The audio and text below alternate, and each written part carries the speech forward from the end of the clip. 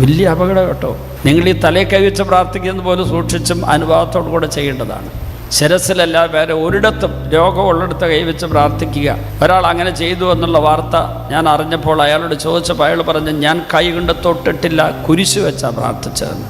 അയാളുടെ കൂടെ നിന്നിരുന്ന ആൾ പറഞ്ഞു, കുരിശ് വെച്ച് അയാളുടെ കാലിൽ വെച്ചും പ്രാർത്ഥിച്ചെന്ന് പറയും. കുരിശ് കൊണ്ട് കാലിൽ വെച്ചു. ഈ അനാവശ്യങ്ങളും ഈ തിന്മകളും ഇത്രയും മോശമായ കാര്യങ്ങളും എങ്ങനെ വരുന്നു? പരിശുദ്ധാത്മാവില്ലാത്തതുകൊണ്ടാണ്. ഞാൻ അവനോട് കൽപ്പിച്ചു വന്ന് ആരുടെ ശിരസിൽ കൈവച്ച് പ്രാർത്ഥിക്കാൻ, രോഗികൾക്ക് വേണ്ടി പ്രാർത്ഥിക്കാൻ നിനക്ക് യാതൊരു വരവുമില്ല. പരിശുദ്ധാത്മാവില്ലാതെ ശക്തിപ്രകടനം നടത്താൻ ചിലർക്ക് പറ്റും. അവർക്ക് രോഗശാന്തി കൊടുക്കാൻ പറ്റും, ഭാവി പ്രവചിക്കാൻ പറ്റും. പക്ഷേ അവർ പ്രവർത്തിക്കുന്നത് ഒരു ആത്മാവായിരിക്കും.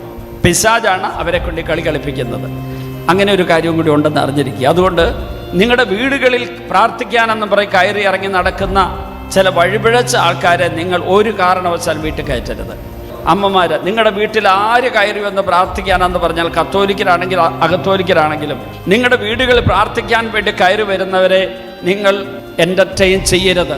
നിങ്ങൾ പ്രാർത്ഥിക്കുക, നിങ്ങളുടെ പ്രാർത്ഥനാ കൂട്ടായ്മകൾ പ്രാർത്ഥിക്കുക, ഇടവക വികാരിയച്ഛൻ്റെ നേതൃത്വത്തിൽ പ്രാർത്ഥിക്കുക. ധ്യാനഗുരുക്കന്മാരിത് പറഞ്ഞു വരുന്നവർ പോലും നിങ്ങൾക്ക് പരിചയമില്ലാത്തവരാണെങ്കിൽ വീട്ടിൽ വന്ന് നിങ്ങളുടെ തലയ്ക്ക് വെച്ച് പ്രാർത്ഥിക്കാനോ മറ്റു പ്രാർത്ഥന നടത്താൻ ഒന്നും അനുവദിക്കേണ്ട കാര്യമില്ല. കാരണം നിങ്ങൾക്കൊരു ആത്മീയ പിതാവുണ്ട്, അത് നിങ്ങളുടെ വികാരിയച്ഛനാണ്. ആ വികാരിയച്ഛൻ നേതൃത്വത്തിൽ നിങ്ങളുടെ ആത്മീയ വളർച്ചയ്ക്ക് നിങ്ങളെ സഹായിക്കുന്നവരാണ് ധ്യാനഗുരുക്കന്മാർ. അപ്പോൾ ധ്യാനഗുരുക്കന്മാർ ആ വികാരിച്ചന്മാരോട് സഹകരിച്ചാണ് ചെയ്യേണ്ടത്.